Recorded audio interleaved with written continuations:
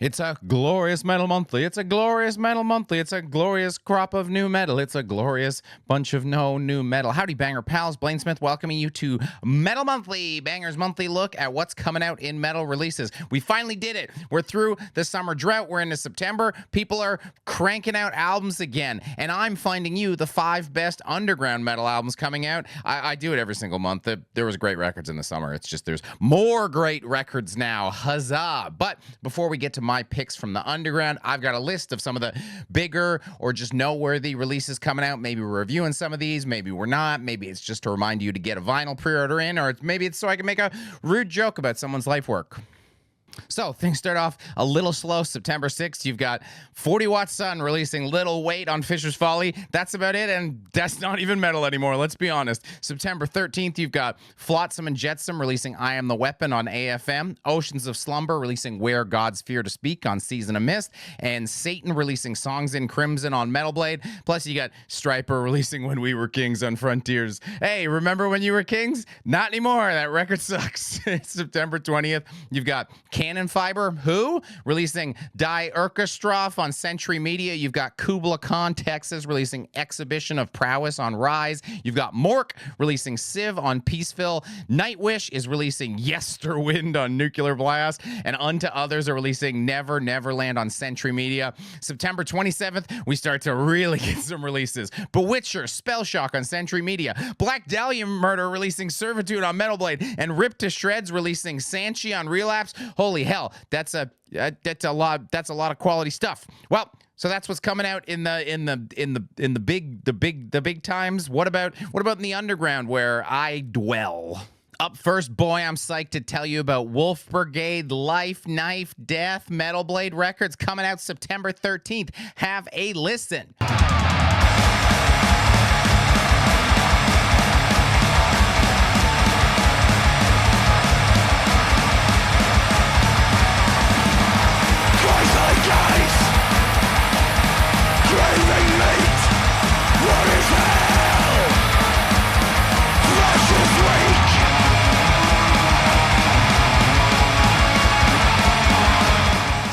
So this is a legendary Swedish crust punk band, although technically I'm sure someone in the comments is going to be like, nah, they're stadium crust. And if you're confused at home and going, what is stadium crust?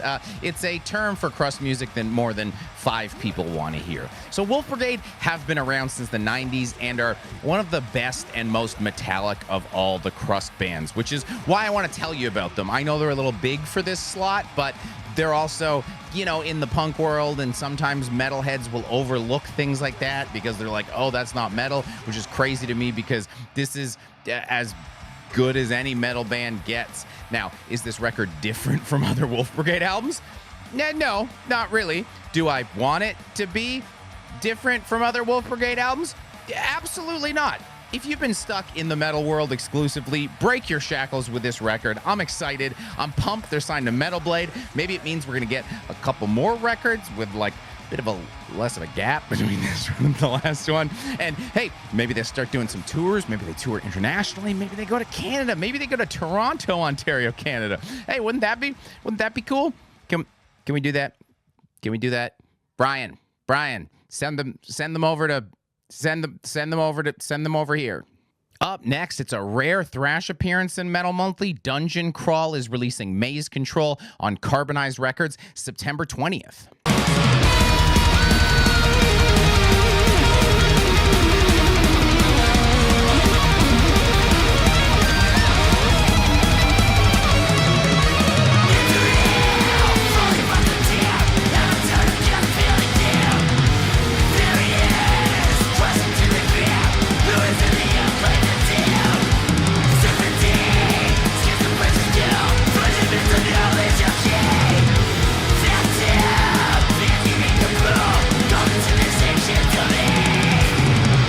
Yes, this is thrash. It's from San Jose, California. The cover's just James Buscema doing what James Buscema does, which is make really sick album covers. So I'm not gonna lie, when I first saw this was a Dungeons and Dragons themed band with these Timu ass looking costumes, I was ready to hate. The D&D themed band thing was fun for a bit, but it's gotten so overplayed, and at this point, I'm sick to death of it, especially because Pathfinder is a better system than D&D is for soft posers who are scared of a little math.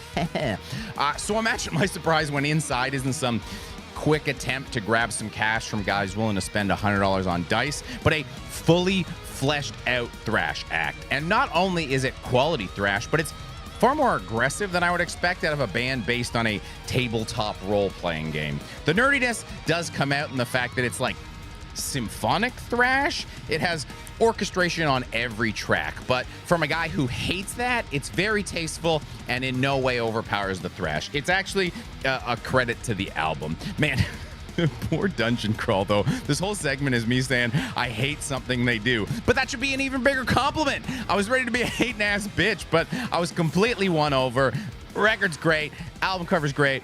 Guys, we got to get some dirt on these costumes, though. Drag them behind a pickup truck, something. Rub them in the dirt, stomp on them. You look ridiculous. Moving on, we've got Warlust, Sol Invictus in Umbri Satanae on Dying Victims Productions coming out September 27th. But this is not a normal, typical Dying Victims Productions release. We're not having a palate cleanse pop in the middle. It's intense.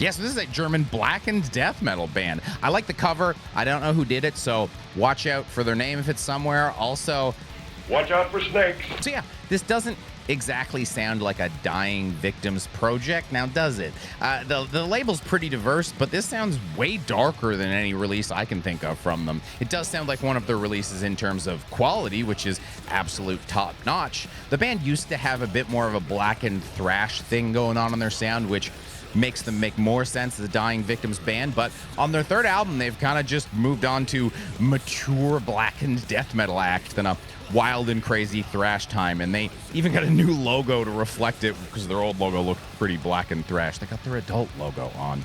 It's the back half of the album where I really got impressed with things, though. I thought I knew what it was going to sound like all the way through, but they surprised me with some really big tracks. And as always, I have to point out when a band has bass, I'm a fan of, because I'm the only human being alive who compliments bass players. And without me, they will simply starve for attention. What would they ever do if I don't say, hey, good job on the bass, keep it up?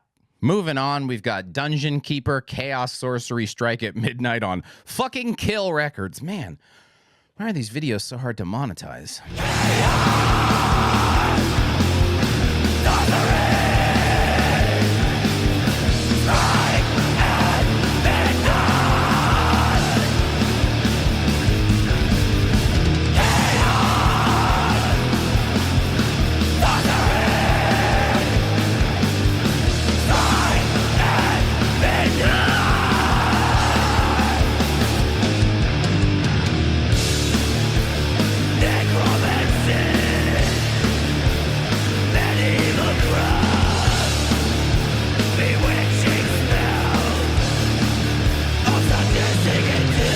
We're keeping the German train rolling with some straight up black metal, and I guess we're also keeping the dungeon train rolling too.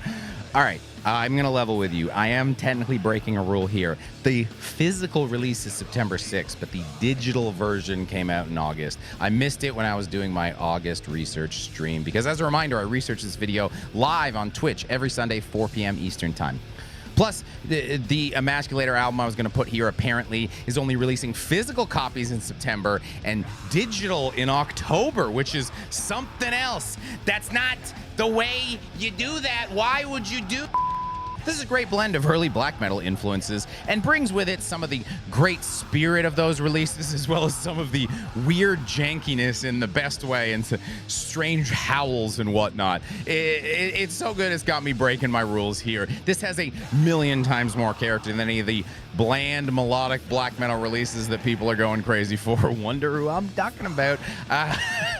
There's a great mix of tempos, and they're not afraid to get slow and doomy. If you're a big Celtic Frost fan, there's a lot for you to like here. It features members of Prehistoric War Cult, who I love, though not the member of Prehistoric War Cult who's also in Meinenfeld, who I also love. So just a nice sprawling web of German metal guys I think are cool. And as a cherry on top, their Bandcamp bio is just dungeon metal against Nazi scum. Hell yeah. Speaking of hard to monetize, these videos are really hard to monetize. That's why we got a Patreon campaign. We don't got to worry about ad revenue, and I also don't need to sell you like the internet therapy here. Although go to therapy, you probably need it. Everybody needs it. So if you head on over to Patreon, you can toss us a couple bucks. Helps keep this content coming out and free of any sort of outside influences. If you can't, just, you know, the usual YouTube nonsense, like, comment, subscribe. Thank you. Thus we come to our palette cleanse of the month. It's Amethyst with Throw Down the Gauntlet on No Remorse Records, coming out September 27th. My demons haunt my life. I know it's time to pay. I don't remember where I belong, but I know where to stay. So fly free on your wings of flame. Don't you never surrender. You will burn in ecstasy. You will burn forever.